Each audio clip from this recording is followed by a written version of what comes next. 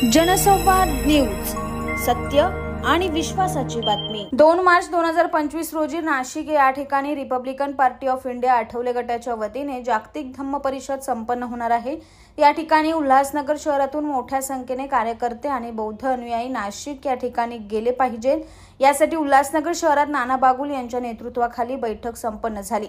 या ठाणे जिल्हा निरीक्षक बार्शीनगे यांनी प्रमुख उपस्थिती लावली होती। तसेच या बैठकीत नाना बागुल यांच्या नेतृत्वाखाली सोनू पंजाबी, गुरमीत सिंग, बारकू निकम यांनी कार्यकर्त्यांसहित आरपीआय आठवले गटात प्रवेश केलाय। तसेच आगामी उल्हासनगर महापालिकेची निवडणुकीत आरपीआय पक्ष ताकदीने लढणार असून जो पक्षासाठी काम आणि सक्षम असेल त्याला निवडून आणण्याची जिम्मेदारी आमची असल्याची माहिती नाना बागुल यांनी भाषणादरम्यान व्यक्त केली। या बैठकीला मोठ्या संख्येने महिला आघाडी व जिल्हा कार्यकारिणी उपस्थित होती। या कार्यकारिणीची बैठक आता संपन्न झाली। या बैठकीमध्ये ठाणे जिल्ह्याचे निरीक्षक आणि केंद्रीय सचिव बार्शींगदादा हे सुद्धा उपस्थित आहेत। आजच्या या बैठकीमध्ये सोनू पंजाबी, गुरमीत सिंग, बारकू निकम, नानू खैरनार, मनोज तोलानी, गणेश कांबळे अशा 5-6 कार्यकर्त्यांनी शेकडो कार्यकर्त्यांसह रिपब्लिकन पक्षामध्ये प्रवेश केला आहे। येणाऱ्या महानगरपालिकेच्या निवडणुकीमध्ये निश्चितच या कार्यकर्त्यांच्या प्रवेशामुळे पॉझिटिव्ह वातावरण निर्माण झालं आहे, चांगला रिझल्ट दिसेल अशा पद्धतीची अपेक्षा या ठिकाणी मी व्यक्त करतो। 2 मार्चला नाशिकला गोल्फ मैदानमध्ये धम्म परिषद आहे। त्या धम्म परिषदेला उल्हासनगरमधनं जास्तीत जास्त संख्येने महिला भगिनी, पुरुष बांधव हे जातील अशा पद्धतीचं आमचं नियोजन आहे। मी शहरातल्या बौद्ध नागरिकांना विनंती करतो की आपण 2 मार्चला जास्तीत जास्त संख्येने नाशिकला जाण्यासाठी जी काय आवश्यक तयारी असेल ती करावी अशी विनंती करतो। धन्यवाद। जय भीम।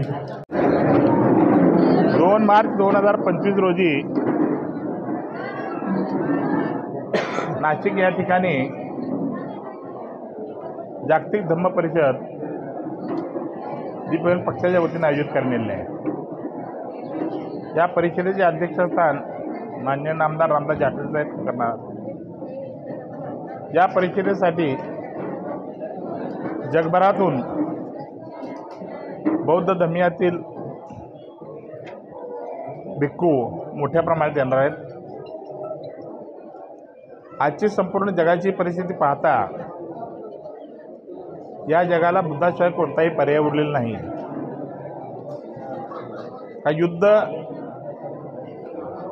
ही शेवटी माणसाच्या समाप्तीकडे वाटचाल असेल। माणूस म्हणून जर आपल्याला समानतेच्या, बंधुभावाच्या आणि स्वतंत्रतेच्या जगायचं असेल तर बुद्ध धम्माला आपल्याला बरोबर घेऊन जावं लागेल। याचा अर्थ इतर धर्मातील लोकांनी धम्म स्वीकारलाच पाहिजे असं नाही, परंतु धम्मामध्ये जी सद्वचन आहेत, जे चांगले विचार आहेत ते आत्मसात करावेत। म्हणून 2 तारखेला जास्तीत संख्येनं नाशिक इथे या लोकांनी यावं अशी आमची अपेक्षा आहे। त्याचबरोबर येणारे उल्हासनगरचे महाइलेक्शन्स, या इलेक्शनमध्ये रिपन पक्षाचा महापौर कसा होईल त्या दृष्टीनं कार्यकर्त्यांनी कामाला लागावं या विचारानं आजची बैठक आयोजित केली होती।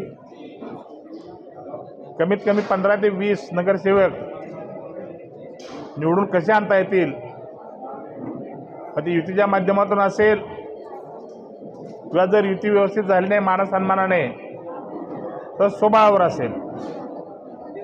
त्याचबरोबर पुढील भविष्यासाठी उल्हासनगर या ठिकाणाहून रिपब्लिकन पक्षाचा आमदार कसा होईल या दृष्टीनेही आम्ही प्रयत्नरत आहोत, त्या दृष्टीने बांधणी करणार आहोत। जे आमचे मूळ बालेकिल्ले आहेत रिपब्लिकन पक्षाला मानणारे ते शाबूत ठेवायचेच आहेत आपल्याला। त्याचबरोबर नवीन मतदारसंघ आपल्याला मिळवायचे आहेत, त्या दृष्टीने आम्ही प्रयत्नशील आहोत। आज जागतिक परिस्थिती अत्यंत भयंकर झालेली आहे। इथली शिक्षण व्यवस्था, रोजगाराची वाईट अवस्था, एकूणच चित्र जे आहे हे आपल्याला निराशावादी वाटतंय। तरीसुद्धा आपण सर्वांनी प्रयत्न करून यातून बाहेर पडलं पाहिजे। जिल्हा परिषदेच्या शाळा यांचं खाजगीकरण होऊ नये, त्याचबरोबर जास्तीत जास्त लोकांना रोजगार मिळावा, शेतकऱ्यांचे प्रश्न सोडवले गेले पाहिजेत, महिलांचे प्रश्न सोडवले गेले पाहिजेत, या दृष्टीने रिपब्लिकन पक्षानं कार्यरत राहिलं पाहिजे अशी आमची इच्छा आहे। नाना बागुल हे अत्यंत सक्षम असे अध्यक्ष आहेत। त्यांच्या आण्यामुळंच पुन्हा एकदा या रिपब्लिकन पक्षाला मोठी झेप घेता आली आहे। आज त्यांच्या अध्यक्षतेखाली बऱ्याचशा कार्यकर्त्यांनी, पंजाबी असतील, आणखी त्यांचे सहकारी असतील, त्यांनी रिपब्लिकन पक्षामध्ये प्रवेश केलेला आहे। रिपब्लिकन पक्षाची धुरा ते योग्यरित्या सांभाळत असून नाना बागुल या पक्षाला महापौरपदापर्यंत आणि आमदारपर्यंत नेतील अशी मला खात्री आहे। आणि नवीन जनसंवाद न्यूज, सत्य आणि विश्वासाची बातमी। आजच सबस्क्राइब करून बेल आयकॉनला क्लिक करा आणि पहा ताज्या घडामोडींचा अचूक अंदाज आपल्या मोबाईलवर।